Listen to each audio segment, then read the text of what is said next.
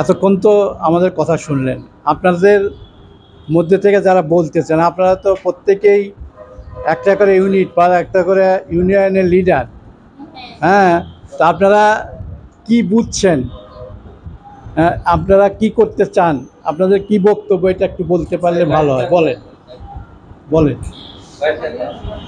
বলবেন। হ্যাঁ, হ্যাঁ, বলেন। লাইটগুলো দেন, লাইটগুলো দেন, জ্বালায়।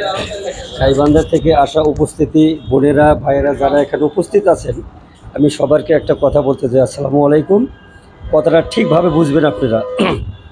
সেটা হলো, এই যে আমরা যে একটা কথা শুনে এখানে আসছি, শুধু সেটাই নয়, আমাদের এটা কিন্তু একটা আন্দোলন, একটা সংগ্রাম। যদি আমরা আজকে অর্ধেক রাস্তায় আসি, পিছে চলে যাই, তাহলে কিন্তু আমরা সংগ্রামে সফল হতে পারবো না। সেটা হলো, দেখা যাচ্ছে আজকে আমরা পকেটের টাকা খরচ করে এখানে আসছি, দেখা গেল 10 তারিখে আবার আমাদের আসতে হবে, ডিসেম্বরের 10 তারিখে। তখন যদি আমরা অর্ধেক না আসি, তখন কিন্তু আমরা যে উদ্দেশ্যে আসলাম সফল করতে পারলাম না। কিন্তু আমাদের হাল ছাড়া যাবে না।